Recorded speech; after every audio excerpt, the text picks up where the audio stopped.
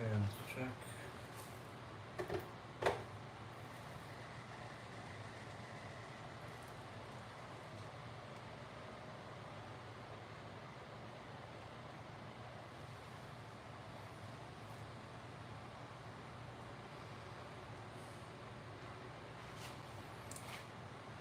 Say like check.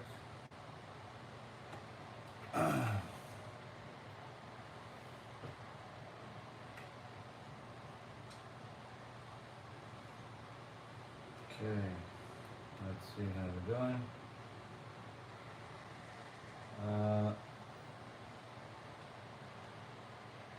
Sounds good on Facebook and the app and YouTube. Okay, very good. Can you guys on TikTok hear me also?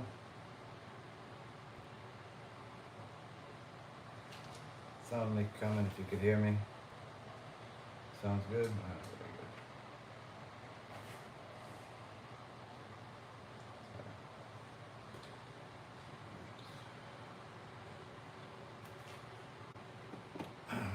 בשם השם נעשה ונצליח, שיעור תורה, ברוכים הבאים. We're back, Baruch Hashem, continuing a series of the Jewish Hashkafa, Jewish ideology, which is really going to discuss Jewish wisdom and really what is a Chacham. Tonight's shiur is for the Refuah Shlema, for Rabbanit Sarah Bat Anat, Rav Ephraim Ben Shulamit, Rabbanit Levana Bat Sarah, Avi Mori David Ben Asriya, Imi Morati Doris Bat Jora, Ovadia Ben Doris, Ben Levana, it's almost, she loves him so much. And Be'ezrat Hashem, all of the righteous people that continue to watch our shiurim, both Jews and Gentiles, that are here to learn instead of attack the messenger, because regardless of what people want to say and what would like to say, the message is simply not going to change because it's not my own message, it's simply the Torah Kedusha. So tonight, or as I said, we're going to continue the series of the Jewish Hashkafa and really try to get a hold on what is a Chacham. What is a Chacham? People say, this guy's a Chacham, which means wise. In the world of Torah, it means someone that has Torah knowledge. But what is a Chacham? Because if someone is a Chacham and let's say you're not a Chacham, then it would be logical that you would not dispute someone that is wiser than you. Just like if you had a certain expertise in, let's say, fixing mufflers or fixing jet engines, and a doctor or a chemist, biologist or archaeologist came to you and told you about their expertise, you would not go and reject what they're saying because it's not your expertise. But as we see, while in the world of medicine, archaeology, law, and many other fields, generally people are very scared to go against the experts. People hold by the experts even if they don't really know what an expert is, as we saw from the whole debacle of the coronavirus and the vaccines and all the other craziness that happened during those couple of years of confusion. But in the world of Torah, it's always been the case where people thought that they knew a lot more than the experts, meaning the Chachamim. Now, this is not only something that leads people to bad places like heresy and atheism and all types of other things that certainly are the worst of the worst. But it even leads people to simply having a bad life. Simply having a bad life, unnecessary stress, unnecessary anxiety, terrible series of decisions which they could literally live without if they so understand what is a chacham. Now, on the other hand, not everyone that is says they're a chacham is really a chacham. Quite frankly, anyone that does, is arrogant about their knowledge, or perhaps even presents themselves as all-knowing, is usually not someone you want to listen to, even if they are a chacham. Even if they are a chacham, as the Gemara says, that a Talmid chacham that has bad character trait, a nevela sucha tova mimenu, a dead animal in the middle of the street is better than him. So certainly we need to know who to listen to, why we should listen to them, and quite frankly, if we have a say, if we can simply reject.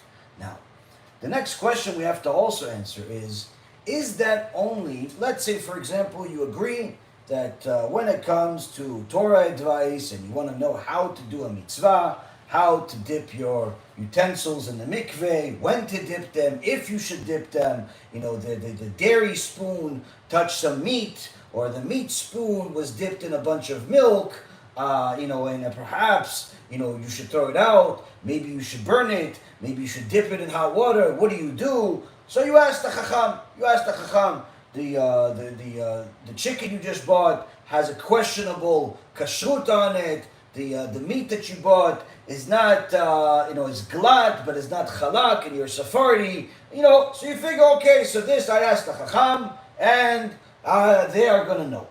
Fine, that's no problem. But when it comes to business advice, marriage advice, issues, legal advice, that's not the field of the chachamim. Building a building, archaeology, construction, no, chachamim don't know any of that. Or at least, that's what people think. And this is one of the things that a person needs to know, really, at the very least, to know if they know what is a chacham. And really, is it someone that is famous for having Ruach HaKodesh, or almost like prophecy, and him I'll listen to anything he says, but the local rabbi that studies Torah all day, no, him, not so much. He's good for the utensils.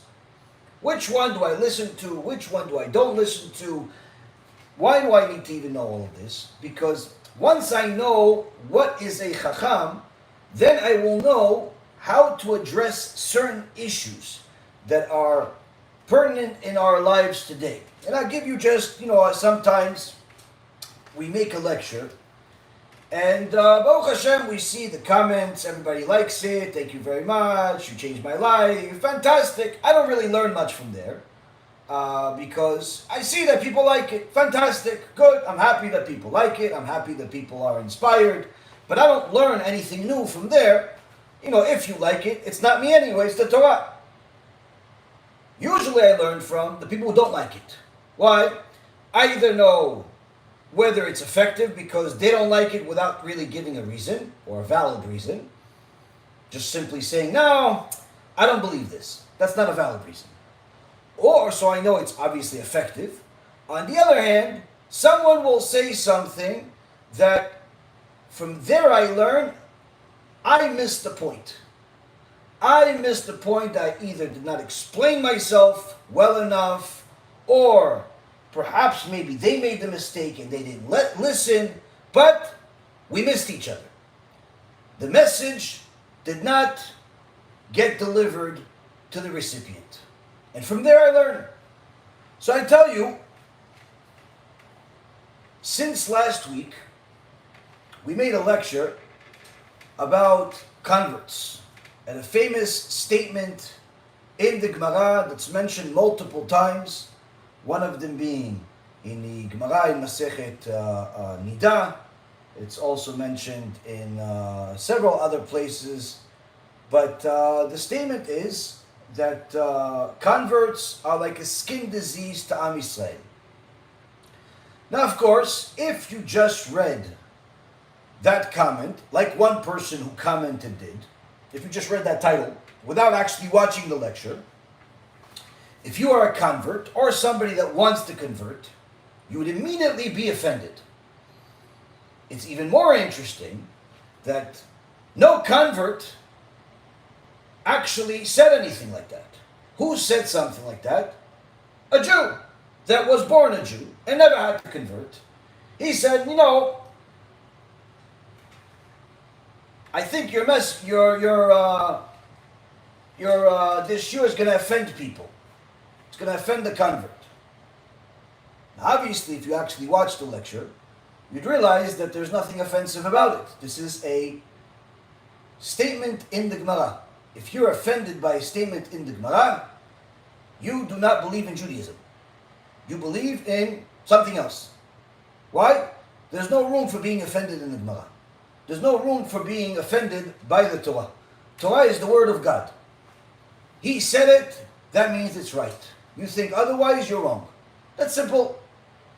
So, other people will look at that lecture, listen to it, see, wait, he's not talking about all converts as if the good ones and the bad ones.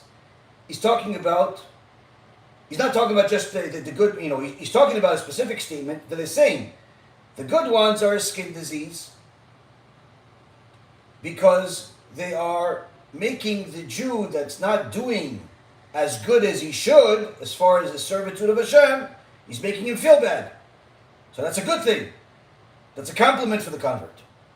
The bad ones, the bad converts, the statement is said about them because they are a problem, because they end up being some of the most problematic parts of our nation, as we know, from Mount Sinai, that we learned about last week, and the Erev Rav, they were all converts. So, anyone that watched the lecture understood the message. But, at least that I would hope, we still saw some other messages in different places. Some were sent to me, some were stated online, and from these messages, I see that some people have missed the point. And these are some of the messages I got. I want to convert ASAP. This person missed the message. I'll tell you why in a second, but someone says, I want to convert right away. Another one said, I wish conversion was done on the spot like in the past. He missed the message. Or she, whoever said this.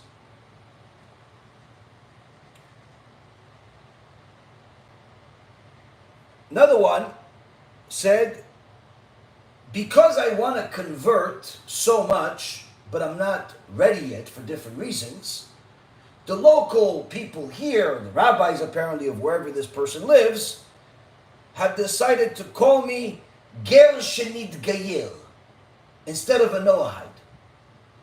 In so many words, they invented a new so-called Torah terminology for this person. Because he's not a Jew yet, therefore he hasn't converted. He can't be called a righteous ger, convert, a Jew, can't be called any of that. And he doesn't like being called a Noahide. Not really sure why. Noah was a pretty big tzaddik. But he wants to be called a ger shenit gayel, someone that is in essence on the way to convert. Problem, I've spoken to a few experts. I myself have spent the last decade dealing with hundreds and hundreds of converts, Baruch Hashem. And none of us have ever heard this. None of us have ever heard this terminology of ger shenit gayel. It's actually incorrect because ger shenit gayel means a convert that converted. Doesn't make any sense. Ger shemit gayel it's a convert that is converting, also doesn't make any sense. Why? Because either you're a ger tzedek, meaning you converted, or you are a Noahide, or at the time of Yeshua ben Nun, you are a ger toshav, because you lived in Israel, but that's no longer available. So, not really sure why we're pacifying non-Jews that have a desire to convert, but haven't converted, and changing our Torah for them. This person did not get the message, and neither does this rabbis, whoever's calling them this new terminology. Another one said,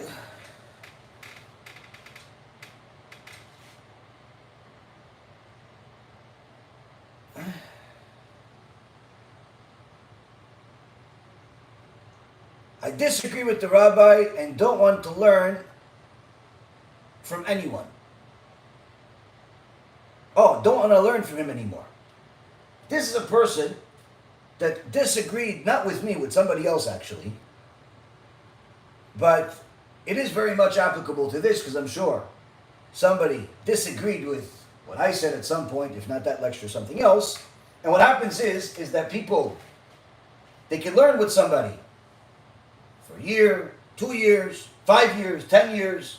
And then one day that Chacham will tell them something that he learned in the Torah, and they disagree. Or he tells them his opinion about something, and they disagree. He tells them the way he follows halakha, and they disagree, which happens. The more you learn with somebody, the more you'll see that there are times that you're not exactly on the same page, but that's okay.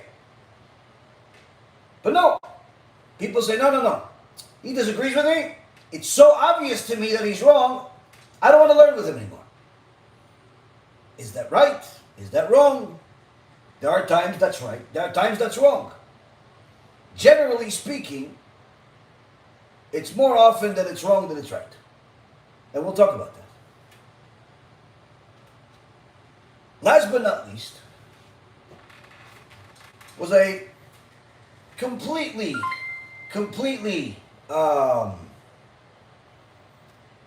missed the boat on this one, where someone heard one of my shulim, whether it was the one from last week or the one we made in the past about, different types of gilgulim, reincarnations, and we said, in the name of the Arizal, that one of the punishments, it's not always the punishment, it's just one of the punishments for a Jew that marries a non-Jew is that they get reincarnated as a dog, they get reincarnated as other animals, and also they can be reincarnated as a non-Jew, with their tikkun being to convert.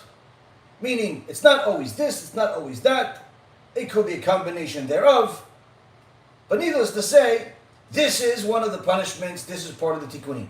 Now this person understood this message almost like the person that says, I want to convert right away. Whereas, I want something, and therefore I'm going to decide how to interpret this in order to fit my something. I want to go and marry this or date this Jewish person. I'm not currently Jewish, but if the rabbi said in a lecture, in a shiur Torah, that in the name of the Arizal, nearly 500 years ago, that it's possible that I maybe was a Jew and I got reincarnated as a non-Jew in order for me to convert, then technically what I am right now is just a wicked Jew, that in order for me to be righteous, I have to be converted. So in so many words, I'm really Jewish. This is by far one of the most abnormal distortion of words I've seen in a long time. But nonetheless, you can't fault people when their desires are causing them to decide things rather than Da'at Torah, which they don't possess yet, even if they watched 1,000 lectures. So the question is, who has Da'at Torah? Answer, Chacham. A Chacham has Da'at Torah. But who is a Chacham? Who is a Chacham? Let's see. We have to go nearly a half a century back to the words of the Chazon Ish that will give us some understanding, some clarification of what is a Chacham, what does he look like, what does he say, and then follow his instructions. In the last several lectures of this particular series, the Chazon Ish has helped us understand the extraordinary level of wisdom that Chachamim have. Whether it's scientific knowledge, or it's medicinal knowledge, or all types of things that are beyond our comprehension. They possess technology that was, in some cases, superior to what we have available today. In our modern day artificial intelligence world, it's still not what Shlomo HaMelech had 3,000 years ago.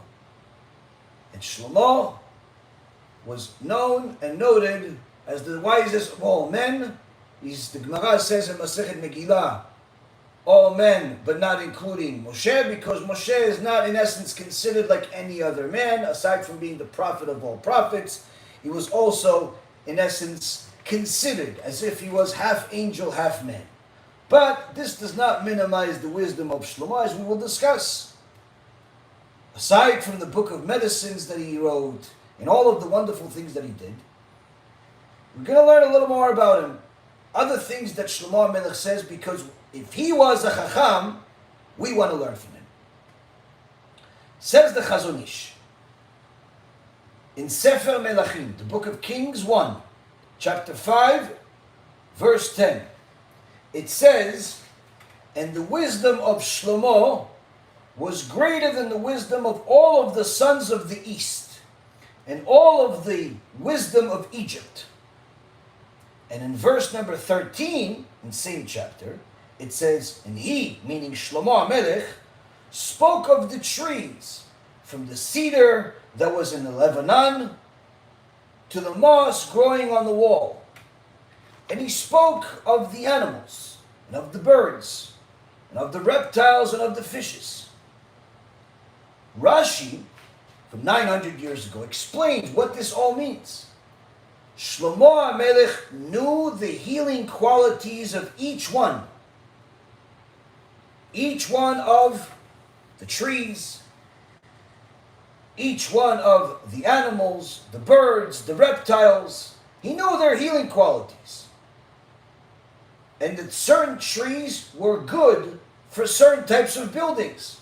This is why later on in verse number 15, anyone that looks in will see that Shlomo HaMelech reconnects with a family friend, his father's friend Hiram Melech Tzur, who initially was a righteous person.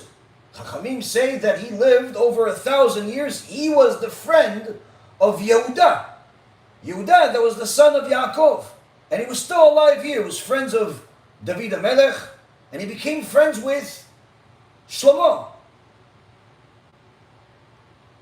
And Shlomo HaMelech told him, I need the trees that you possess. Why? Because I know the wisdom that God gave me, that the trees that you possess are the best trees to build the Beit HaMikdash that HaKadosh Baruch Hu commanded us to build.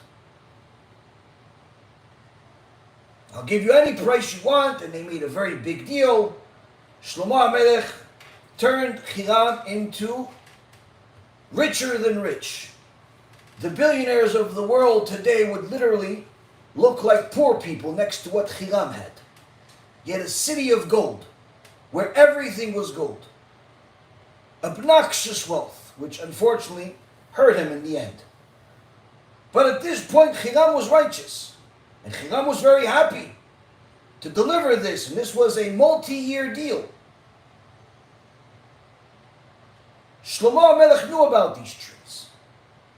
He also knew where is the best place to plant different types of seeds. So much so that the Midrash tells us Shlomo HaMelech literally had knowledge of where the root to every single plant and fruit that grows all over the world, where the root of that tree, that plant, that fruit, that vegetable, whatever it is, where that root is, leading to in Yerushalayim. Meaning, everything in the world leads to a certain part of the soil in Yerushalayim, in Jerusalem. And Shlomo HaMelech, through his extraordinary wisdom, knew the exact spot and was able to plant every type of tree, every type of fruit, every type of everything in Yerushalayim. This is literally unbelievable. One of the things the Gemara in Masechet Yomah tells us that Shlomo HaMelech had trees of gold. Not trees that were made of gold, where he took some gold, got some experts to shape it like a tree and some fruits. No, a tree of gold. Literally, he actually planted something, a tree of gold, bringing gold fruits that the Kohanim would live off of, became wealthy off of, take the fruits, and then the tree grew it again. More fruits. A real tree of gold. This is the wisdom of Shlomo HaMelech. I think I know where the tree is, but I'm not telling you guys. Only if you subscribe. Anyway, Shlomo HaMelech knew the best place to plant these trees. Shlomo HaMelech knew everything regarding the animals. What cures the animal? What kills the animal? What can you use the animal for? How to heal them? And the principle of raising and feeding the animals. See here the Chazon Ish tells us another example of someone that is not just a chacham, but someone that is unbelievably smart, unbelievably wise. Of course, there's no one in the world that's like him, but that does not mean that there isn't other chachamim. Because those that learn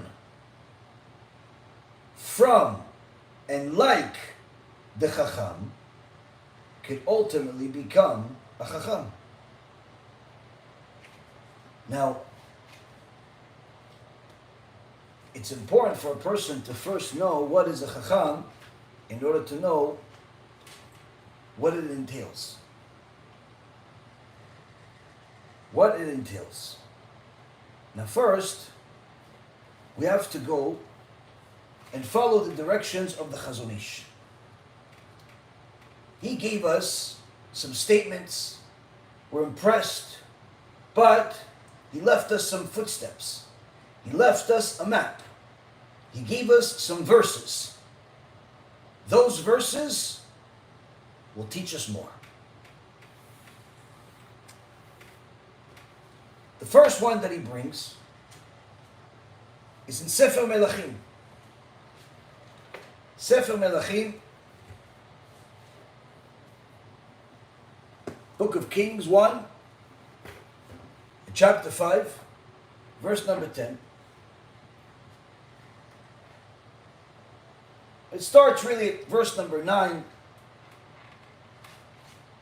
to give it a little bit more context. It says, God gave wisdom and considerable understanding to Shlomo, and the breadth of heart as immense as the sand, which is upon the seashore. Shlomo's wisdom surpassed the wisdom of all the people of the East and all the wisdom of Egypt. He was wiser than all men, than Eitan the Israelite, than Heman and Kalkol and Darda and the son of Machol His fame spread all over the nations around him. He spoke 3,000 proverbs, and his songs were 1,005. He spoke of the trees, from the cedar which is in the Lebanon, down to the hyssop which grows out of the wall. He spoke of animal, of fowl, of crawling creatures, of fish. They came from all the nations to hear the wisdom of Shlomo, emissaries from all of the kings of the land who had heard of his wisdom. So here we see the same thing that the Chazon Ish said, with a little bit more context from before and after, adding a few verses to it. Okay. Now, Vayiten Elohim Chokhmah, God gave wisdom,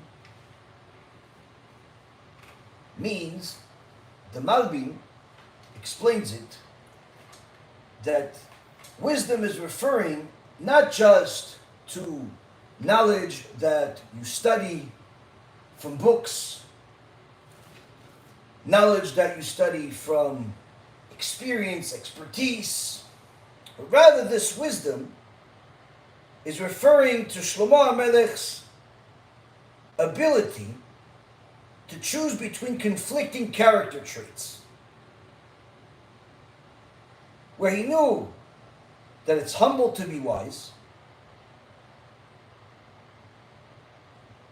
to be arrogant is foolish, to love is wise and to hate is foolish, to be kind is wise, to be cruel is foolish, and so on. Shlomo HaMelech didn't just have the traditional wisdom from books and from all types of expertise and knowledge, but he had what's called Chokhmat Alev. He had a complete control of his character traits, of his inclinations, and he knew how to channel them perfectly. He had wisdom of the heart. This is wisdom of the character traits, how to behave and how to deal with other people. He was the master communicator,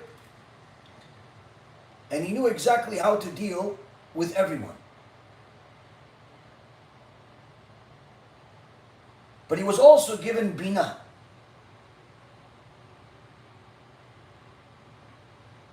Not just the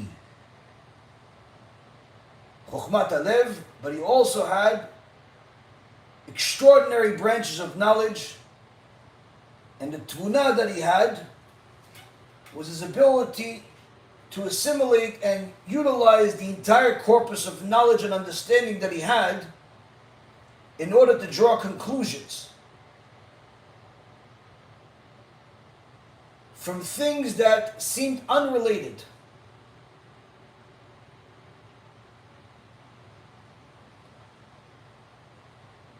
So here already we're seeing the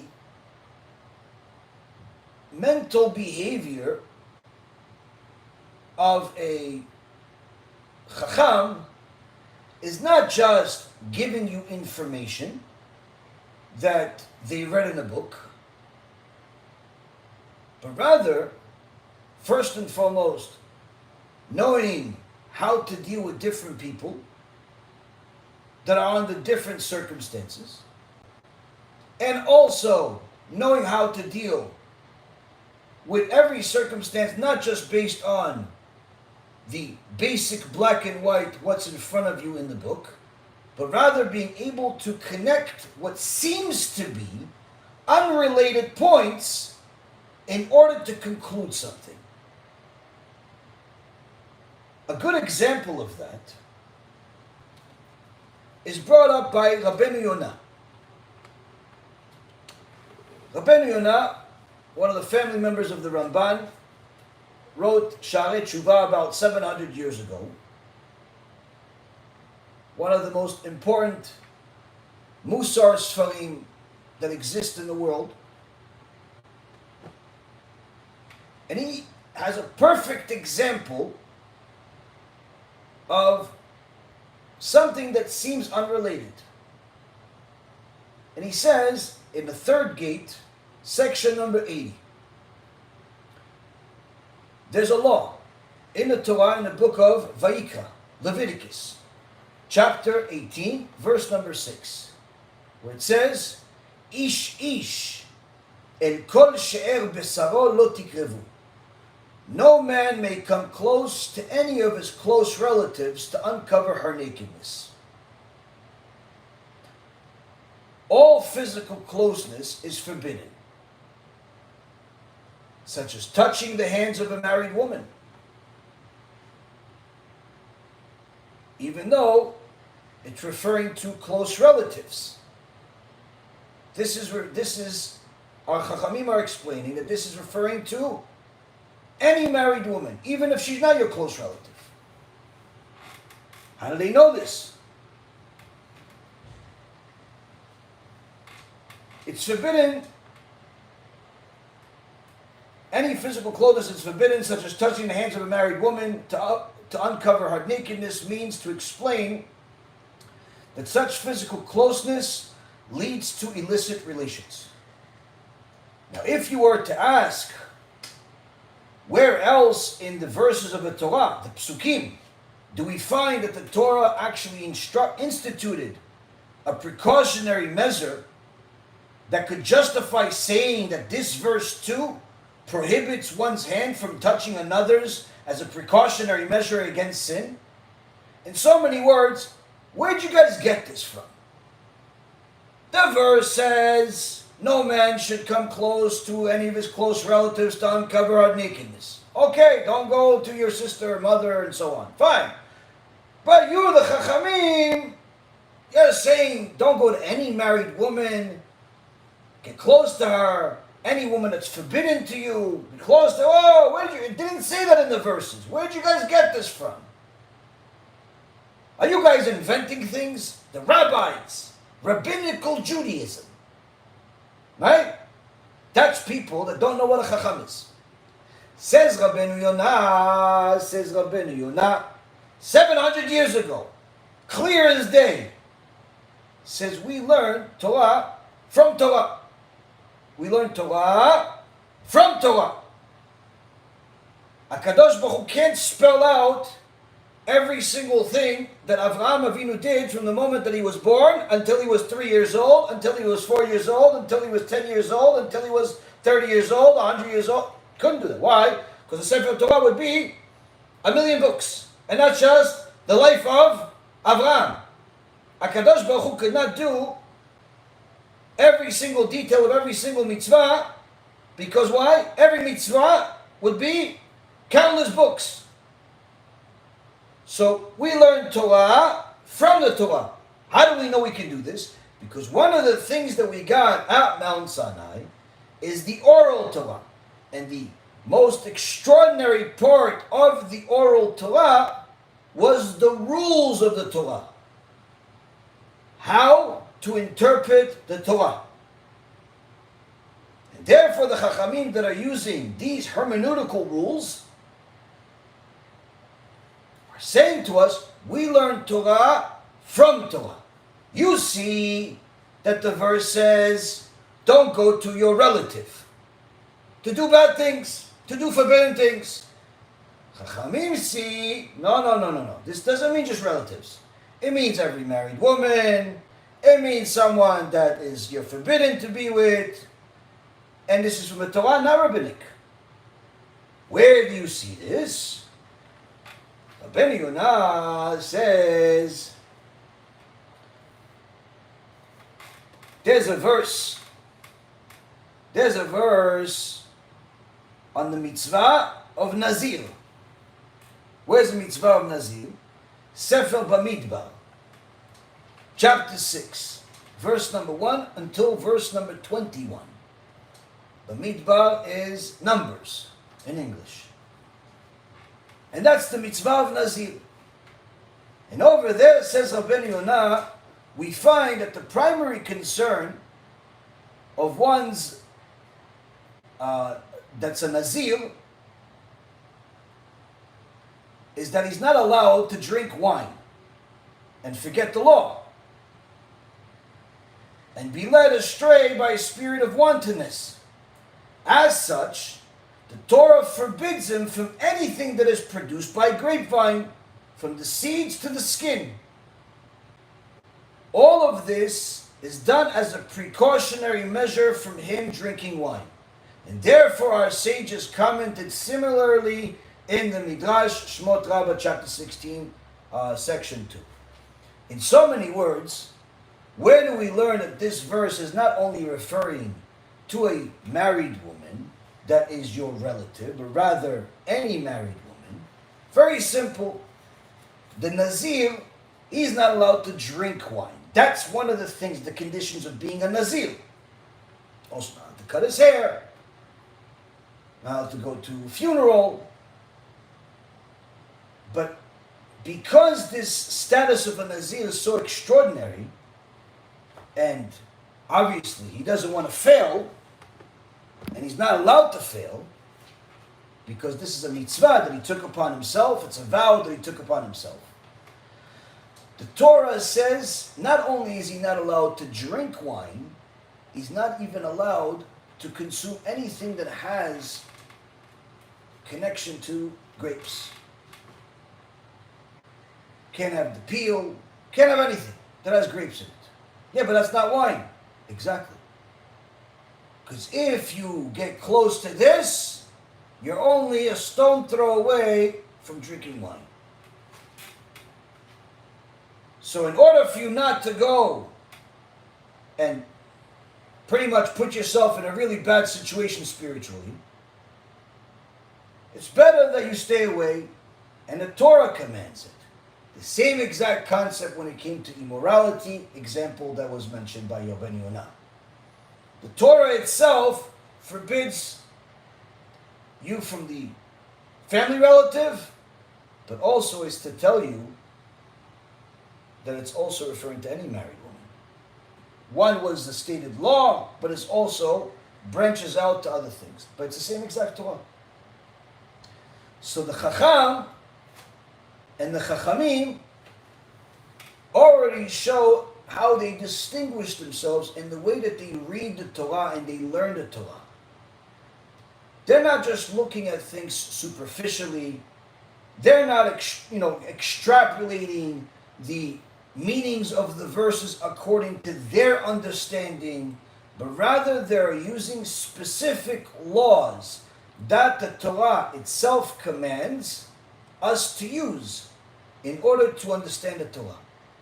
And of course, it's not just to understand, oh, this seems similar. It has to have the same words. It has to begin in a certain way, end in a certain way. There are different types of rules of how they decided this is 100% guaranteed to be the meaning of the Torah. Not possibly. There has to be not just similarities in understandings, no. There has to be things that are identical about them. And of course, when you look at it in the Gemara, you see this one is using the same exact word here, and we learn that this word only means that, and therefore, anyone that learns Gemara understands exactly what I'm saying. Anyone who doesn't, perhaps does not understand this part, but understands everything else that I say, you could simply know that this is the case. So already we see that Shlomo HaMelech is not just wise because of this super knowledge that he got that was, let's say, the equivalent of 1,000,000 books that if somebody had the time they could ever get to. No. Shlomo HaMelech had wisdom that's superior to others in both areas, whether it be the book knowledge or the knowledge of the heart. How to be able to implement this knowledge in his dealings with people. And that's exactly what Chachamim are able to do. When they learn Torah, they're able to use the character traits they've developed, the understanding of other people's hearts and other people's situations and circumstances, the understanding of the plain case in front of them, and then the answer that many times comes from what seems to be an unrelated source for the answer. We gave an example of this years ago in the name of Rabbi Yashiv, where one that asked him a question, Rabbi Yashiv gave him the answer that he didn't understand. Why do I have to do this just because of this donkey? Why do I have to go and help this person that I don't like just because of this donkey that's mentioned in the Torah? He says because the Torah specifically is saying, go help the donkey of the one that you don't like. Not because the one that you don't like isn't necessarily in a worse shape than the one that you do like, the person you do like, but rather because helping the person that you don't like is also helping yourself, because it requires you to overcome your flawed character traits. When a person sees that particular shiur and how Rabbi Yashiv, when we broke it down in that shiur, I don't want to repeat the whole thing, it's literally, you understand, the mind of a Chacham, it's not like us. It's not like regular people. Chachamim, they see the world differently. It's like they have X-ray, MRI, CAT scan vision of the world. And they're able to see the world from the eyes of the Torah. Furthermore, the Radak says the breadth of heart, the immense knowledge that he had is compared to sand. It seems that this is sand and trees don't necessarily go together as far as comparisons, where Shlomo HaMelech's knowledge is compared to that. And the Radak says that there are many facets of wisdom as there are grains of sand in the seashore.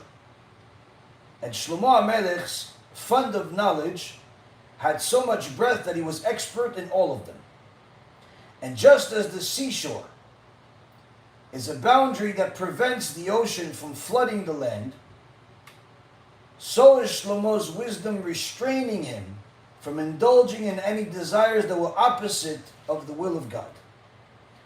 So here we see that again, the analogies that are brought in the verse have very, very deep meanings that require wisdom to understand as well. Because if you read it simply, it's like, oh, well, there's grains of sand. Okay, so he had a lot of knowledge. But what does that have to do with the seashore? Obviously, the seashore has sand. Why do I need to repeat it? Furthermore, the Emek HaSheila says, while a truly wise person does not flaunt what he knows, he shows his knowledge when necessary, to the degree that it's needed. Just like the sand restrains the sea from excess and from flooding the world, as the Gemara says, every wave that comes to the seashore wants to drown the world. But there's an angel that Hashem sends to every wave and says, stop, stop. And every wave stops. And just like the sand that restrains the sea from excess, Shlomo HaMelech's good taste regulated how and when he displayed his unlimited knowledge.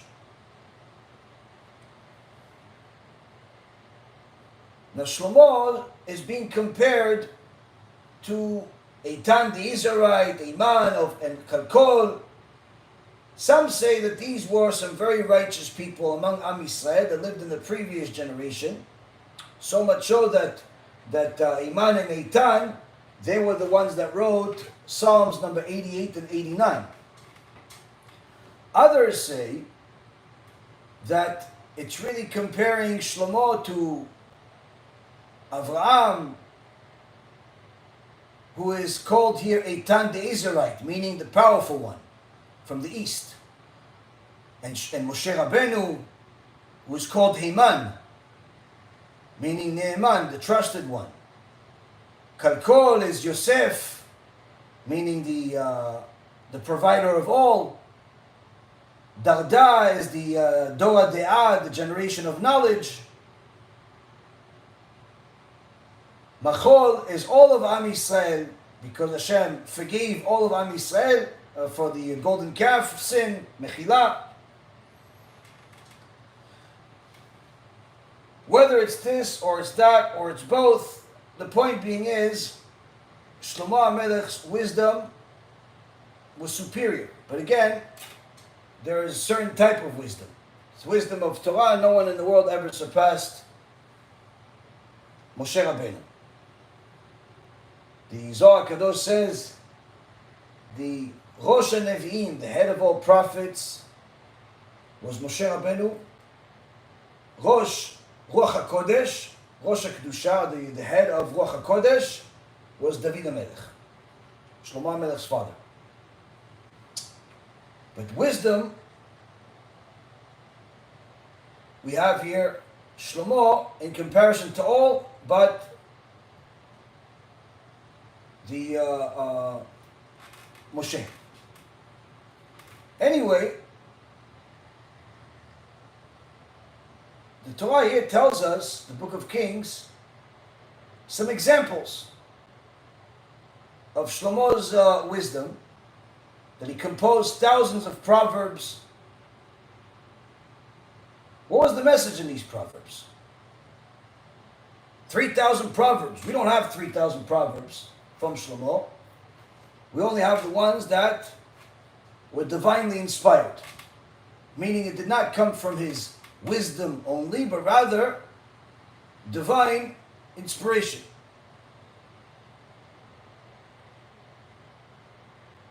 And the Baal HaMetzudot says that the primary message of Proverbs by Shlomo HaMelech, anyone that reads it and understands what Shlomo HaMelech is saying, the primary message is for people to fear God. Why? Reshit Chochmah Yirat Hashem. The beginning of wisdom is the fear of Hashem. That's the beginning of wisdom. So if you want to benefit from my wisdom, Shlomo HaMelech is saying to you, you have to fear Hashem. You don't fear Hashem, you're not going to understand anything else that I'm saying. Now, why write Proverbs in the first place? Why do I need Proverbs? Why did Shlomo HaMelech write Proverbs? You could just simply tell people, fear Hashem 3,000 times. Reworded a few other times, variations. Why in a proverb? Because the wisdom of Torah is beyond human comprehension. And Shlomo HaMelech, who had the unparalleled ability to present, he knew the wisdom of people, ability of people, flaws of people, desires of people. Again, he had chokhmat alev, he had the wisdom of the heart. Because he had this wisdom, he knew that this important information, that's the word of God, has become incomprehensible to many people that haven't sanctified themselves. And therefore, he presented it in such a way that through proverbs and parables, the people could read it and understand it at their own level. Where you could, if you are just beginning, you could see the verse, see what it says and understand a certain part of the message. If you are more clever, more wise, more learned, you'll understand even further. The more wisdom of Torah you have, the more wisdom of Torah you're gifted by God, the more knowledge you will get from the very same words.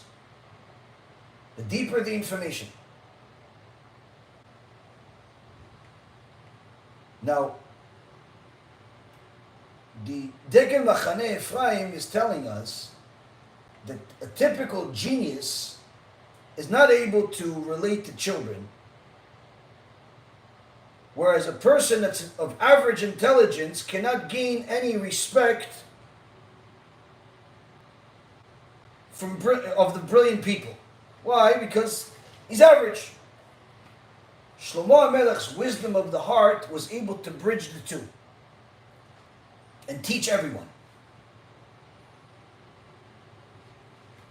Meaning, whether you were the biggest chachamim in the world of Torah, biggest experts in archaeology from any country, any nation, biggest experts in the wisdom of witchcraft, biggest expert in the trees and botanical knowledge, biology, science, whatever it was, didn't matter who you were. Shlomo HaMelech was able to connect to everyone and teach everyone.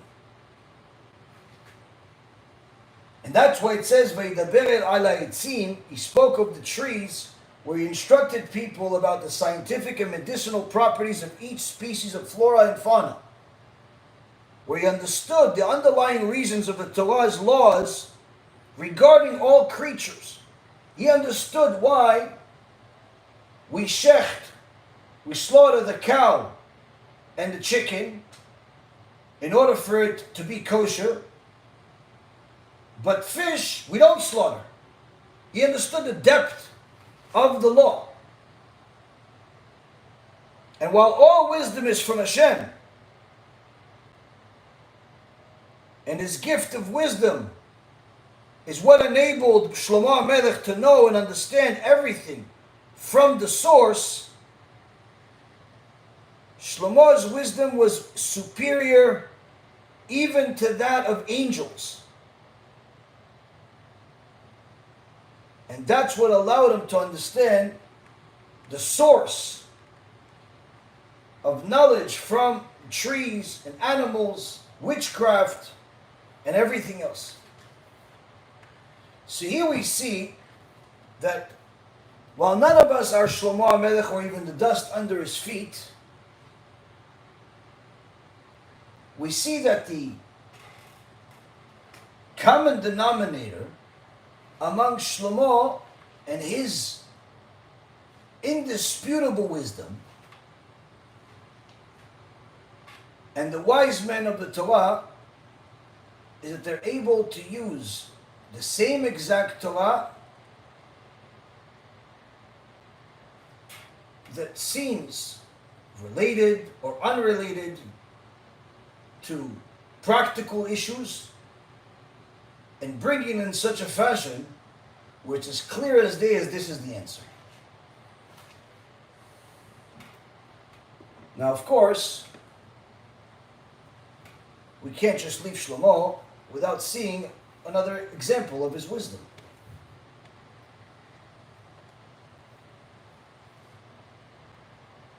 Book of Proverbs, chapter 10, verse number 8. Shlomo says, Chacham lev yikach mitzvot, ve'evil sfatayim yilavit. The wise of heart will seize mitzvot, good deeds in the eyes of God. But the foolish one's lips will become weary. Shlomo HaMelech is telling us, the wise of heart will seize mitzvot, is that a wise person, a person that has not just wisdom of economics and finance, artificial intelligence, archaeology, science, but someone that has chokhmat alev. Chokhmat alev means they understand how to connect all the dots. They are evaluating things based on not only where they are and where they were, but where they're going and how it will affect you, how it will affect the future, how it will affect their partners, their friends, their siblings, their spouses, and everything else. They're looking at things all encompassing. A wise person will search for opportunities. This type of wise person will search for opportunities to do good deeds, even when he has no immediate obligation to do so. Why? Why is this wise of heart connected to mitzvot? Wise of heart, okay, give us some answers. Perhaps he can give us some Torah knowledge, and he can also teach us some business. Perhaps he can teach us some business, and he can also teach us about, I don't know, history. No. The one that's wise of heart, he is always looking for mitzvot. Even when he doesn't have to, he's looking for mitzvot. Why? Because his wisdom of the heart puts him in a position that's very precarious, where he's constantly contemplating about the shortness of life and the inevitability of death that will spur him on to amass many merits. Meaning that because he's thinking about, wait, I'm here today, I have no guarantee I'll be here tomorrow. And even if I'm here tomorrow, that's not a long time. Even if I'm here for another year, that's not a long time. Because after I'm finished with this time here, however long it is, after this is forever. After this life is forever, is a judgment of what's going to happen forever. So what's 50, 70, 80, 120 years in comparison to forever? 1,000,000 years is not even the beginning of forever. Forever is a big number. Forever is never ending. So whether I'm here for another day, another month, another 50 years, it's minute, it's inconsequential in comparison to the forever that I have waiting for me. And what I have waiting for me is based on what I do with the limited amount of time that I have here. And since the time is so limited, even if it's not a day or a week or a month, even if it's 100 years, and it may not be 100 years, it may literally be another week or a month or 20 years. Either way, it's small. Why? Because I need forever to be good. I can't afford for it not to be good. Not good forever? That's a bad deal. That's a horrible situation. That's a terrible situation forever. So I got to do whatever I can to make that forever good and as good as can be. So what can I do? Who could I learn from? Who could I teach? Who could I give? Who could I help? What can I do to constantly gather more mitzvot? Hence Shlomo HaMelech says, Chacham lev ikach mitzvot. Because he's wise of the heart, he's looking for mitzvot. It's one of the reasons why Shlomo was constantly teaching. It wasn't to show off his knowledge, but rather to constantly share this knowledge in order to sanctify the glory of God. One of the examples that Rashi brings of someone that applied this to their life is Moshe Rabbeinu. Moshe Rabbeinu, when all of Am Yisrael was gathering the gold from the Egyptians, Moshe Rabbeinu was the ultimate Chacham Lev. What did he do? He went to do a mitzvah of gathering the bones of Yosef HaTzadik, because there was a promise made to Yosef. Yeah, but why don't you get some money first? No. Moshe says, listen, they want to go gather money, they want to gather gold, no problem. There's no problem with what they're doing. They can gather gold. That gold may help them in this world, however long they have in it. I'm not planning for this world. Moshe Rabbeinu says, I'm not working for this world. I have no idea how much time I have left in this world. It may be a week, it may be a month, it may be 120 years. But regardless of how long it is, it's inconsequential in comparison to forever. And that forever is not going to be affected by the gold I have here. It will be affected by the mitzvah that I'm doing. Because whether someone dies a billionaire or broke, that forever doesn't change as far as how many mitzvot he has. Because whatever mitzvot he has, whatever good deeds he has, that's what he has. In fact, some of the worst words are said about people that die with an extraordinary wealth and did not do enough good in this world to publicize Torah. And the Chafetz Chaim said it and is quoted in the Ikvita de Meshicha of his Talmid Muvak, Arav Wasserman, where he said that the people that will be punished in some of the worst ways are the rich people that did not publicize the Torah enough, did not support the Torah. They only used their wealth to buy more private jets and companies to go to and to show off with, and more watch collections. Why? Because you are given a gift to publicize Torah, and you didn't. So Moshe Rabbeinu says, I want to do whatever I can to prepare my forever. Yeah, but maybe you're going to live another 50 years. You're going to need money to live. Moshe Rabbeinu said, no, you're not understanding. If HaKadosh Baruch Hu gave me what I needed to eat today, why wouldn't he give it to me tomorrow?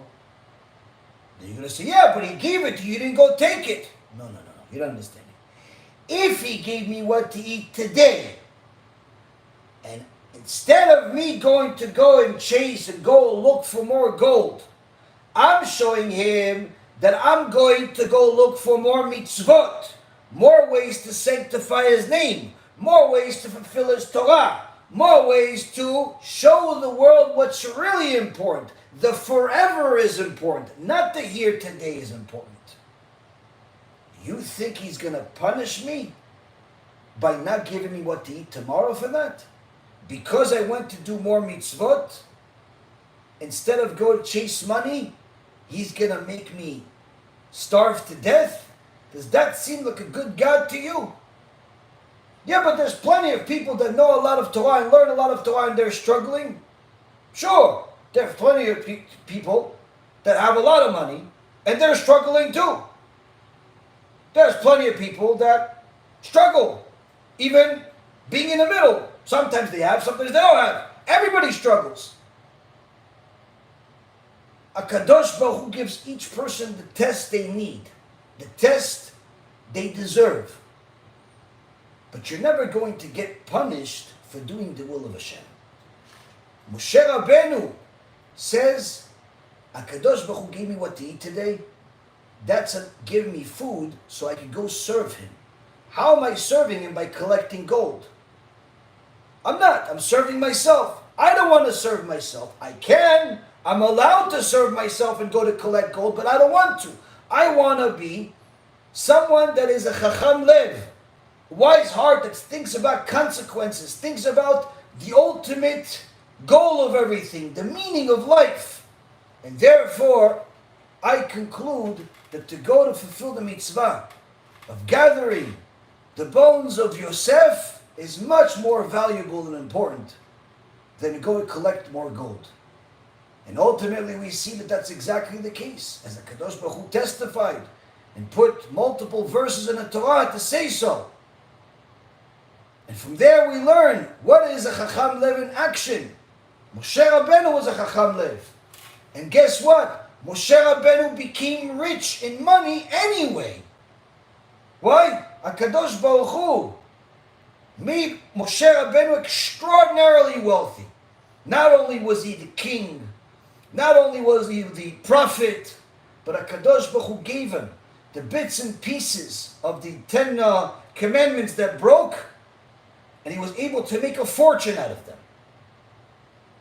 So he was not only wealthy in mitzvot, he was wealthy even in material that's temporary. No one ever loses by being a Chacham Lev. And therefore, Rabotai, Shlomo HaMelech does not leave us with just the Chacham Lev.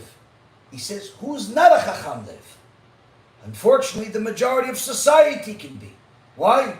He says, the foolish one's lips become weary. Who is this foolish one? Who is this foolish one? It's a person that wearies his lips by speaking so much and doing little. Where unlike the wise person who seizes every opportunity to do good deeds, he just talks about them. And the Meiri adds to what the Mitzudot just said and says that the fool literally becomes perverted by his own words. He stumbles on what he says. He acts impetuously. And he will always be indecisive. Whereas the wise person that performs the mitzvot without delay, the foolish one speaks about doing them, but always procrastinates. And with such an attitude, he will stumble and never do them. This happens, unfortunately, very often, where people say things without realizing that Shlomo HaMelech just stamped their statement, if not them themselves, as fools. Why? You missed the message. You missed the message.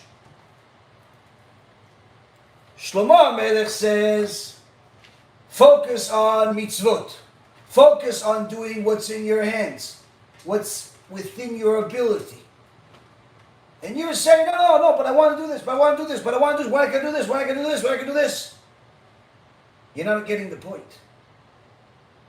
What you are judged on is what is within your ability to do.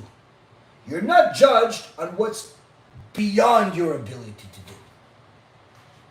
So that's why for the first comment, where a person says, I want to convert right away, ASAP. Or I wish it was like, it used to be where you just go and convert right away on the same day. First of all, you're not understanding how conversion was done back then and how things were back then. Back then, Jews were killed in the middle of the street for being Jews. If you still wanted to convert, they believed you. Because literally you were putting your life on the line. What Jew is putting their life on the line right now for being Jewish? What Jew? Oh, you say, the terrorists, there's anti-Semitism. Yes, there's anti-Semitism, there's terrorism, but in reality you can walk around in most places around the world without being worried about the fact that you're Jewish. You can walk around with a kippah and a beard, you can walk around without a kippah and a beard. You can walk around wherever you want. You can go to a lot of different places in the world and do business and do all types of things. It's not dangerous to be Jewish. Perhaps there's risks, but there's also risks of simply being alive. You can be hit by a truck, chas v'shalom. You can get cancer. You get a lot of things. HaKadosh Baruch Hu decides. But the situation of the world today is certainly better for the Jewish people than it was back then. Number two, you wanting to convert right now, right away, and you're upset that it's not like it used to be. You're not understanding the point of what you're doing even. Your main goal should be to gather as many mitzvot as possible. Learn all the things that are relevant to your conversion. Not things that are not relevant to your conversion. Like some people tell me, listen, I like to learn the Zohar a little bit. Or I like to learn Gemara. Is that okay even though I didn't convert? No, it's not okay. And obviously, since you're doing it anyway, you don't really care what I say or what anybody says because you just decided to do it. In essence, what you're saying is that you already know all of the laws of blessings, all of the laws of Shabbat, all of the laws of holidays, and I can bet you as much as you want that you don't. Why? You don't even know most of these laws exist. Perhaps you know the 39 melachot by heart. Perhaps you know the 13 principles of faith. But that's what you think Judaism is? It's no wonder the door hasn't been opened yet. Because you don't understand what Judaism is yet. So if you're saying, I want to convert ASAP, you're not understanding. Your main job should be do as much as you can. Do as much as you can. Learn as much as you can that's applicable to your situation today. The same thing goes for a Jew that's just a Baal Tshuva. The same thing goes for a woman that's trying to improve her marriage. The same thing goes for a man that's trying to, do chinuch with his kids. Do as much as you can with what you have, with whatever tools you have. Don't hope for a different situation. Don't hope for the situation to change. You change. You do more with the tools you have. Or if I had a lot of money, I would give and I would do this. Stop telling us fairy tales. Do the best you can with what you have. You have 2 nickels to scratch? Go ahead. Make something with the new nickels. Make fire with it. Do something with it. You have an idea? Implement the idea. You have a blessing to make? Make the best blessing possible. It's time to pray. Pray like a mensch. Pray like a Kadosh Baruch Hu is in front of you and not a wall. You have time? How do you have time? You should be learning Torah. You should be doing something with your life. Stop wasting and talking about all the things you want and the ideas of what if this was and what if that was. You're missing the point. You're missing the point. You're acting like a fool, says Shlomo HaMelech. Why? If you are Chacham Lev, you would go and grab mitzvot. Not talk about things. Not wasting your time on comments and messengers and all types of online periodicals. Everybody's talking about their ideas. Who cares about the ideas? Go look at the ideas of the Chachamim. Oh, but I said this, and I saw this, and I want this, and who cares? Go learn. If you're not learning, go work. If you're not working, go learn. That's the point. So Shlomo HaMelech says, Chacham Lev, yikach mitzvot. You want to be a Chacham? Change your lifestyle. Stop talking about the things you want to do. Stop talking about the things you would do if such and such would happen. Go do the best you can with what you have in every aspect of life. People that talk about ideas generally never implement them. Why? They're too busy talking. They're too busy talking. In order to be a Chacham, you also have to be a doer. Go do. Don't tell the world to change. You change. And you'll see the world around you change by default. So those that have the mentality of now, I need to do this now, you're missing the message. You're missing the message. And that's one of the things that you hear people say. And you say to yourself, how is this possible? This person has watched, has heard, has attended thousands of lectures, and he hasn't learned even the basics of wisdom of what a Chacham is. How could this be? And this is not one person I'm talking about, 2 or 3 or 5. This is literally examples from countless people over, Baruch Hashem, a decade. People, Jews and Gentiles, do not understand what Torah is. They don't understand what a Chacham is. Why? They ask a question after they do something. If you really wanted the knowledge of the Chacham, you'd ask before you do something. Or they ask the questions that they decide the Chacham knows about. Meaning, they'll go to the Chacham and say, listen, in regards to pots and pans and kashrut, that you know. I decided what you know, so I'm going to ask you about that. But in regards to my business, in regards to my marriage, in regards to which yeshiva to take my kids to, in regards to, the big deal I'm about to sign, that stuff, I don't need to involve the rabbis. I don't need to involve the chachamim. Why? They don't know business. They don't know. What do they know? They know books. You, my dear friend, do not know what a chacham is. You don't know what a chacham is. Let me give you guys an example. 1,000 years ago, there was a book I've been mentioning more often in the last several lectures. B'siyata d'ishmaya. a book called Chovot HaLevavot, the duties of the heart. And we'll see how in three completely separate places the Chacham connects the dots. In Sha'ar HaYichud, the unity of God, chapter 10, he writes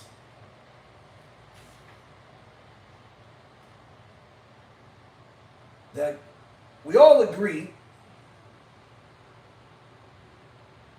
that it was necessity that brought us to anthropomorphize the Creator, may he be exalted, and describe him in terms of attributes properly belonging to his creatures, in order to offer a conception that would help establish the notion of God's existence in the minds of men. The books of prophets express this for people in corporal language, which is closer to their thinking and more intelligible to them. Had they described God in strictly spiritual terms and concepts, we would have understood neither the terms nor the concepts. It would have been impossible for us to worship a being whom we did not know, since the worship of that which is unknown is impossible. It was therefore essential that the terms and the concepts be geared to the level of understanding of the listener. See, here the Chovot HaLevavot is telling you, why is the Torah speaking to Hashem as if he's a human being? He saved Am Yisrael with a strong arm, he was angry, he loved us, all types of terms like this that make him sound like a human. The reason why is not because he's human, chas v'shalom, but rather because he himself in his endless, infinite wisdom knew that unless he described himself in such a fashion, we would not know what to worship and how to worship him. So he had to use a language that his creation was able to understand. Fine. Had he done otherwise, we simply would not be able to serve him, because it is impossible for somebody to serve a creator he doesn't know. That's the first point. Second point, in Sha'ar HaBchina, chapter 5, the Chovot HaLevavot says the following.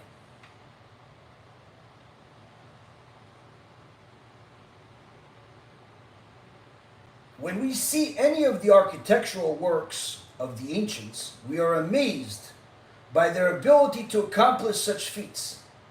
That they build themselves such imposing strongholds teaches us of their physical strength and their self-dignity.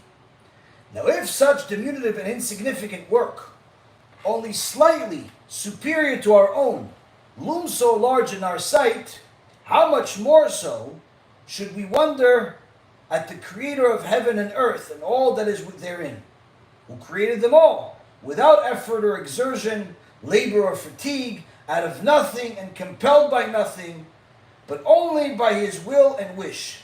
As it says in the Torah, by the word of God the heavens were made, by the breath of his mouth all their host. So here, the Chovot HaLevavot is telling us, you want to be amazed by this Creator that you used human language to describe? You don't have to see all of his creations and understand all of his creations. You can look at whatever's in front of you. You have a monitor in front of you. Do you know how much knowledge had to be put into putting that monitor together? How many people had to work on it with different ideas? Semiconductors, motherboards, memory, pixels, glass, plastic, all types of things just to make the monitor, the microphone, the bottle of water, the books, anything that you have next to you. If you really think about all of the different people that had to be involved in order to bring whatever creation you have in front of you, if you truly understood what it took to make a sandwich, simply a sandwich. What sandwich do you like? Tell me. What do you like? Schnitzel sandwich? Let's think about a schnitzel sandwich. I've given this example before. Let's think how they make a schnitzel sandwich. Well, first, you need to have a chicken, so you can slaughter it. But before the chicken comes the egg, in case somebody didn't know. The original chicken came as a chicken though. Why? HaKadosh Baruch Hu created everything ready. After that, chicken, egg, chicken, egg. So now, you need a chicken, lays an egg. But somebody has to watch the chicken. Somebody has to collect the egg. Somebody has to decide to make sure that they're compliant with all of the laws of their country, of their society, to make sure that they're able to sell those eggs. Somebody has to be willing to buy the egg. Somebody has to make equipment in order to transfer the eggs, in order to preserve the eggs, in order to eventually sell the eggs to a reseller who resells it, who eventually gives it and sells it to the actual market that actually publicizes it. Now somebody has to work for a publishing company, a marketing company, newspaper, websites. All types of people have to work in order for them to have a business that they're now able to also publicize that the eggs are on sale at such and such supermarket.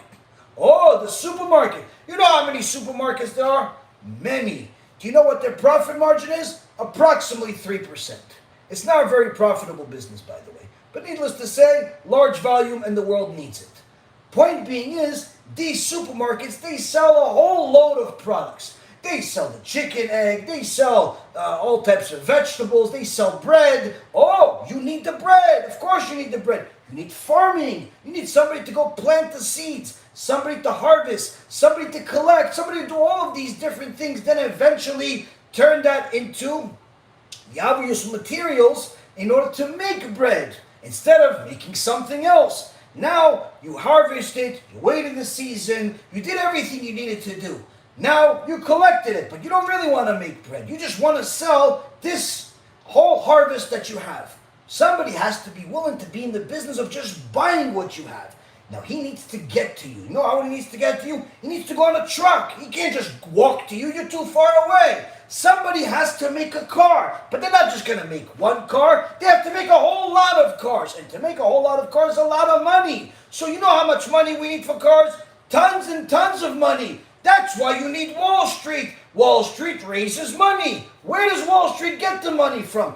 Billionaires, millionaires, and people that want to be there. You know how they made their money? They sold the chicken egg.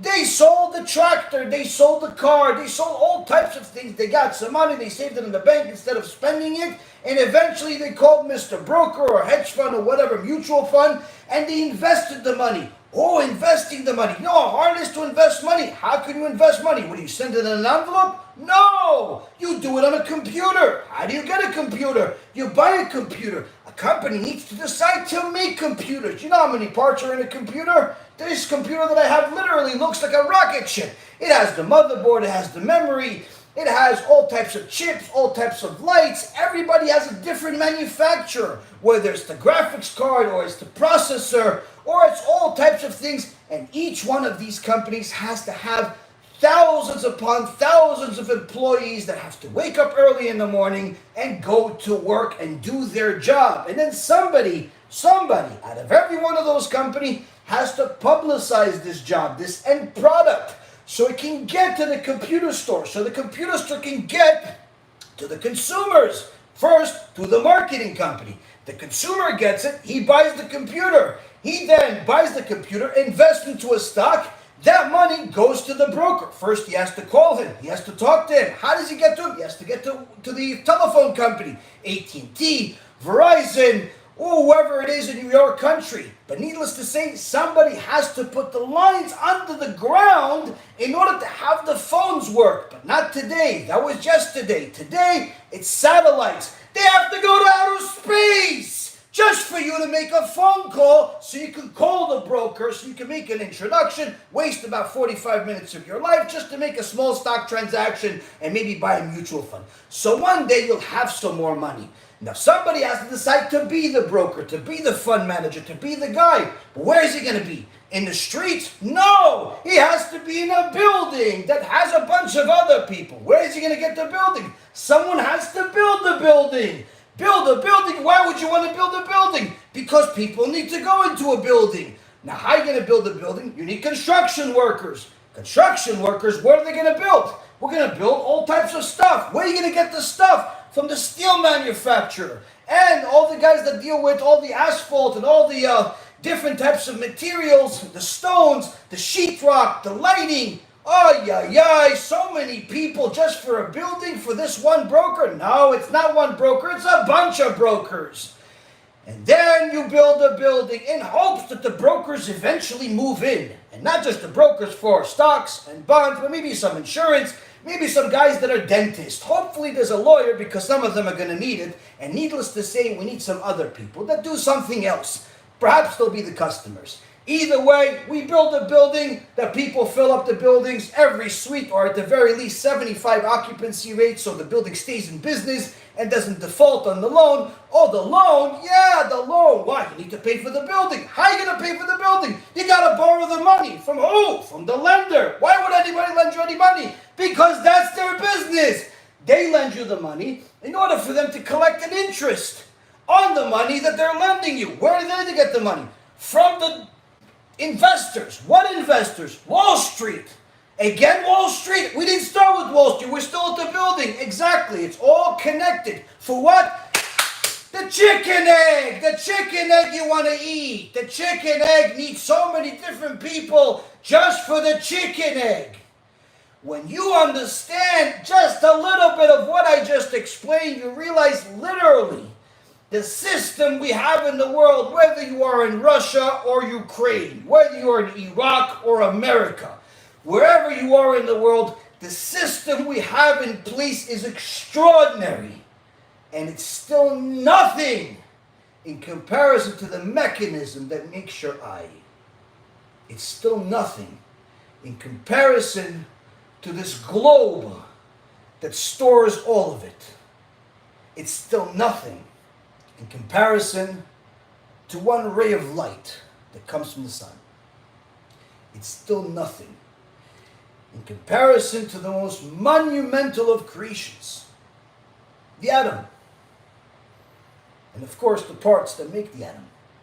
And the 99% of it, that's nearly zero, nothing. The point being is, when you see whatever is your life, and you realize, wow, all of that and more has to happen just for me to have a chicken sandwich? And we didn't even go into everything? Wow. What about the rest of this world? So now, a person that sees the architecture of this world, the makeup of the world in front of them, doesn't need to know the details of all of creation in order to be even more amazed. Who is not amazed? Someone who simply doesn't want to be. Doesn't want to be amazed. Doesn't want to be enamored. Doesn't want to admit that there's someone above him that obligates him. Since you benefit from this world and you're going to eat that chicken sandwich, you have to comply by the law of the one who created it all. Someone who doesn't want to comply with that will eventually comply with it other ways. But here it says, Rabbeinu Bechaye, in Chovot HaLevavot nearly 1,000 years ago, this extraordinary God that we could not even get to, we couldn't even get to any of these creations. We could only talk about the chicken and the chicken egg. We can't even go into the details of what makes the atom, of what makes the sun, of what makes the world. Nothing. We're still dealing with a chicken egg. So it had to be explained in human language in order for you to comprehend, in order for you to know your own insignificance, but also your own debt, and how much you owe him, and how much part of that debt is your obligation to love him, and how much of a reason you have to love him. If you contemplate the marks of wisdom in the created things, you will find that besides testifying to the divinity and the oneness of the creation, of the Creator, they are also without exception useful in various ways to man for his benefit. And while some of these uses are manifest, others are obscure. Where he gives, for example, light. Light is easy to see how useful it is. But people don't realize how useful darkness is. So much so that without it, the world could not exist. Because without darkness, we would not be able to decipher when it's time to rest. And we would all die young and not even old enough to reproduce. Without darkness, the world simply would not be able to exist. Now the third point comes in a completely different chapter in Serving God, chapter 8. And the Chavot HaLevavot says, we observe in many material devices functions regarding which, had we not seen them with our own eyes, but only heard of them by report, we would quickly declare the one who told us about them a liar. Take, for instance, the measuring device that was used by astronomers. If we had never seen this instrument with our eyes, but someone had told us of its form and appearance, and what can be apprehended through it, of the movements of the spheres, the position of the stars, the precise determination of each of the seasons, the distance between disparate things, and many other facts that would otherwise be unknown to us, we would have no clear conception of it, nor could we form a picture of it in our minds. And the same is true of something more familiar to us, which is in common use, such as the balance, the scale. For had we not perceived it with our sense of sight, we would not have thought it conceivable that one could weigh truly with a scale in which one part is longer than the other, and what is still more surprising on this scale is that how a single stone can measure the varying weights that are much more significant than it. So here he's giving you some examples of different things of the world that until you see it, it's impossible for you to believe that it ever exists. A scale, this tiny little thing can measure something so much bigger? How? Why? This tool, you can see the stars? No, come on, why? Until you see it, it's impossible to believe without blind faith. A good example of it was, there was once a video, semi-entertaining but very, very useful, where young kids from this generation, teenagers, were shown a rotary phone that we used as kids. Rotary phone. Today, people don't know what a rotary phone is, unless they're old like us.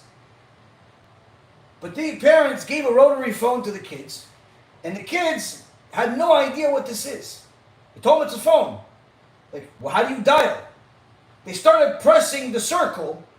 They couldn't figure out, you have to spin each one to get to the end. That's one, another one, that's 9, that's one, another one, and so on. They couldn't figure it out. They couldn't figure out how to use a rotary phone that was standard technology for their parents. That was standard technology for me. That was standard technology for many people. Even though they're so superior in their modern day technology, they're not capable of understanding how something that was standard technology just a generation ago or less, they can't comprehend it. So we see what the Chavot HaLevavot is saying here, is that many times we think of things as impossible until we see them. And even if one believes, oh, this I understand, this works, you don't really know how it works, but you believe it works. Why? You've gotten used to the system, where it tells you, if expert tells you it works, then it works. Expert tells you take this, you take it. Expert tells you go, you go. And that works, generally speaking, with a lot of things, except with the Torah. Experts tell you to do stuff. Now, let me check. I'm going to get a second opinion. I'm going to ask a different rabbi.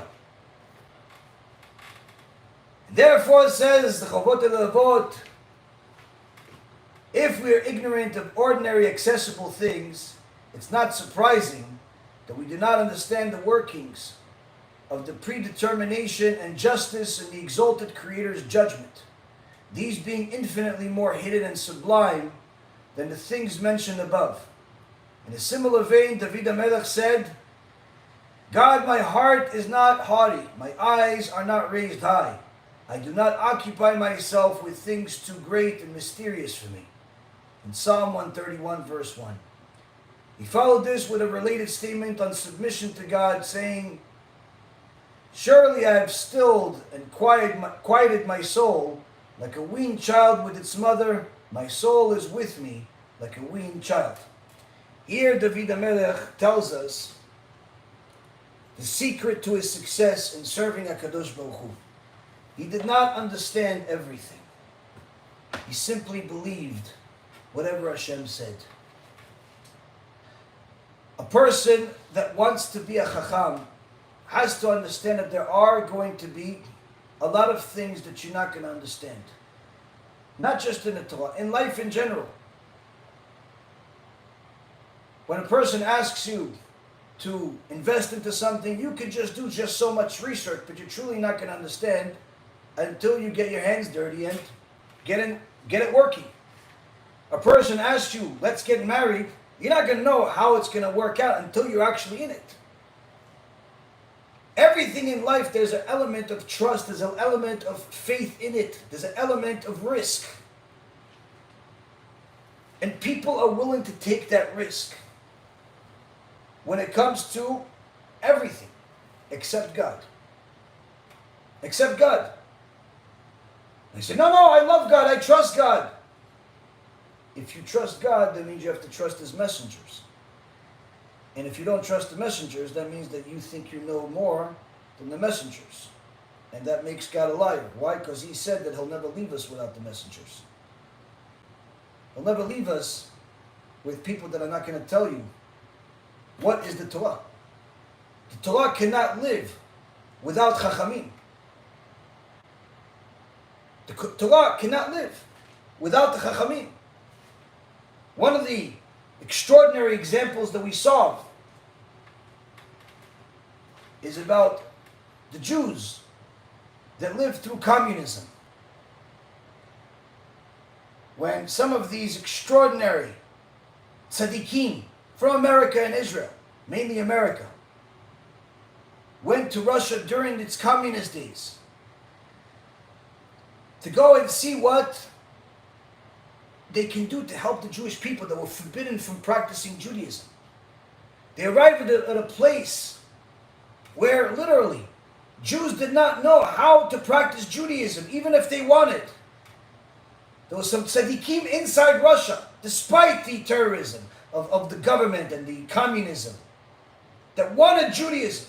There's one tzaddik, Rabbi Eliyahu Esas, in Russia, and Rabbi Neustadt in America. Literally, they formed this partnership where they constantly sent people to help them, teach everybody. They started a whole revolution. By the time the Iron Wall broke, you had a bunch of people practicing Judaism. But still, the journey itself tells you what happens when there's no Chachamim. There's one place called Cuba, where there were literally over 6,000 Jews there. 6,000 Jews. They knew they were Jews. They were proud of their Judaism. They lived on the other side of the river again. The Muslims were on one side, the Jews were on the other side. But there were no Chachamim because the communists came into town one time. On Shabbat, there were 13 synagogues at the time. All the businesses were closed. The communists got so angry, they killed every one of the rabbis, except one who was the old man. 12 rabbis, 12 synagogues, all died. Why? Because all the stores were closed and they couldn't buy cigarettes. And when that rabbi, the old man, died, there were no Chachamim left to teach anyone Torah. And within a short period of time, literally 30, 40 years, the Jews of Cuba over there literally thought that as long as you don't light the candles on Friday, Shabbat never comes in. And they were always afraid that the communists would come and they would have to do a melacha, so they never lit the candles, and they thought that's how you keep Shabbat, by not lighting the candles. They thought all types of things that were literally not even close to what Torah said. Not because they meant evil, not because they didn't care. They were more proud of their Judaism than you and I. They were willing to die for their Judaism. But they had no clue what it said. Why? Because there was no chachamim. There was nobody to tell them what it says. And within a short period of time, no one knew anything. They just remembered some stuff. They remembered some customs. They remembered some things, but they had so many confusions that literally when the Vad came, they literally had to build everything from scratch. And some extraordinary Talmidei Chachamim came from there. Some extraordinary Talmidei Chachamim came from there. They made major sacrifices just for the sake of the Torah.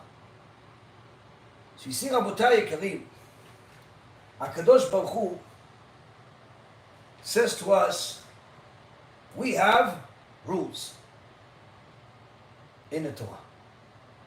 You're not always going to understand all the rules. In fact, most of the time you won't. In fact, most of the time, you may not even know they exist. Just like you don't know how the egg travels all the way to your sandwich and what it entails in order for you to eat it. Just like you don't know how all of these different technologies and antibiotics or telescopes or cars and all types of other things that are out there that are part of our day-to-day life, you don't know how they all work, but you rely on a system. Just like you don't understand God Himself, and the Torah needs to minimize, in essence, the glory of God by humanizing Him and using specific terms for us to understand. You also have to understand, in order for us to understand even the human terms, even the anthropomorphosis, even the basic laws of blessings, of Shabbat, of Rosh Chodesh, of conversion, of tshuva, of anything, has to be by the Chachamim. But if you don't trust the Chachamim, that they're truly Chachamim, then you're not going to use them for the right things. If you think that the Chachamim only know about the laws of the Torah, that means you don't believe in the Chachamim. Because if someone is a Chacham, they're able to connect all of the things you know of to the things they know of, and also the things that you don't know of to the things you don't know that they know of. Meaning that everything you know, they also know how to do better. Why? Power of Torah. And we'll finalize with an example. Years ago, there was a Chacham named Rabbi Eliezer Silver. And he told of a story that happened to him in his life.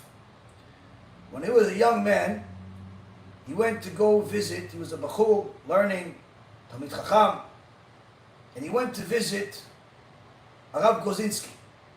Rav Chaim Ozer Gozinski was the Gdol Ador. His house was open practically 24 hours a day as people from all over the world would come to him, asking him questions and guidance about everything. A team from Poland would come. As they're leaving, a team from Russia is coming in. A group from a family in some part of Israel comes. A group from part of Africa leaves. People literally from all over the world will come to him, asking for guidance, asking for psak halacha, asking for advice, asking for blessings. Chafetz Chaim called him Gdol Ador. So this Rabbi Eliezer Silver comes to visit his rabbi, and as soon as he comes in, the house is full of people. And as soon as the Rav Chaim Ozer sees him, he says, "Come, you want to take a trip? Let's take a trip together." A trip? So many people in the house. Let's go take a trip. And they start walking. And they're walking, and they're walking, and they're walking. And a young man, Rabbi Eliezer, so maybe the rabbi needed some fresh air, so he's taking me along with him, make me feel good.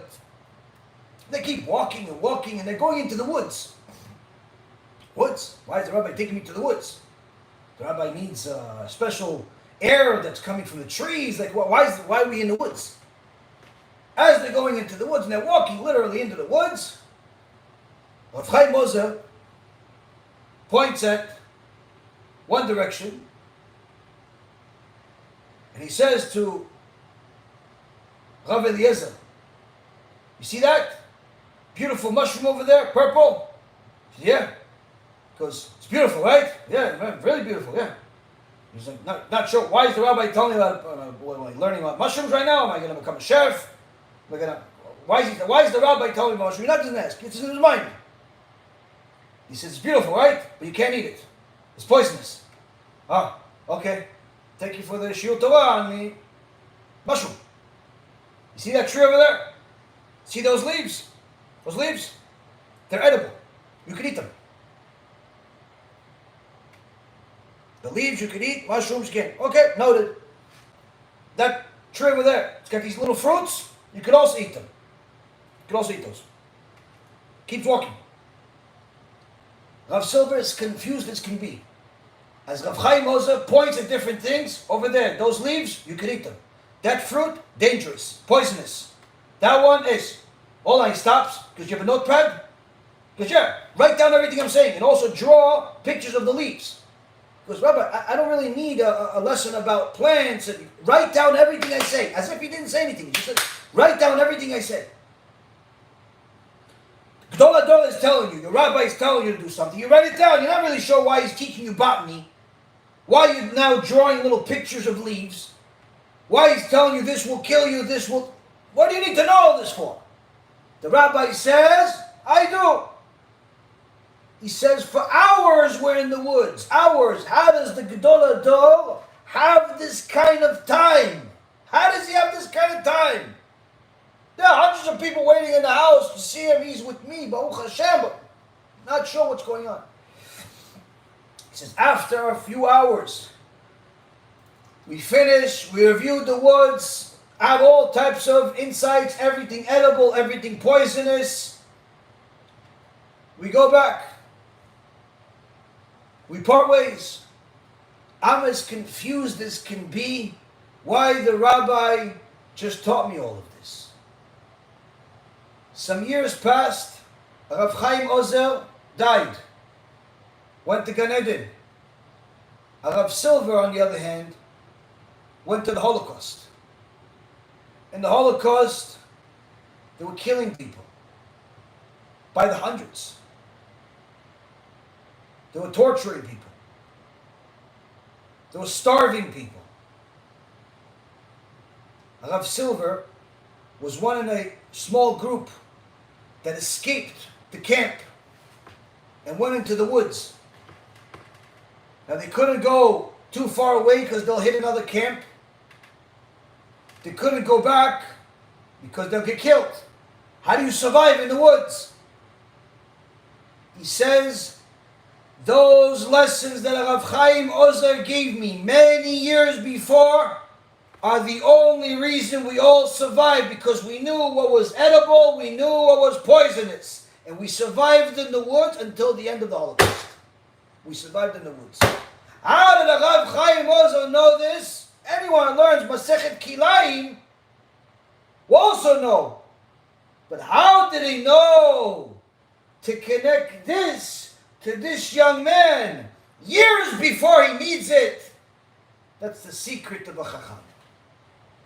Connect the things you know of, the things you don't know of, the things you don't even know that the Chacham can know of. And when a person knows what a Chacham is, they'll finally understand at least what the Torah can be and how they themselves can become a Chacham Lev. A Chacham Lev goes and gets mitzvot. and does not worry about all the things that are beyond his reach, rather all the things that are within his reach, and focuses all of his or her energy on that. May it be his will that all of us elevate ourselves to be Chachmei Lev. Kol Tuv, Bracha V'Atzlacha. Thank you again for learning with me. May Hashem bless all of you and all of Am Yisrael.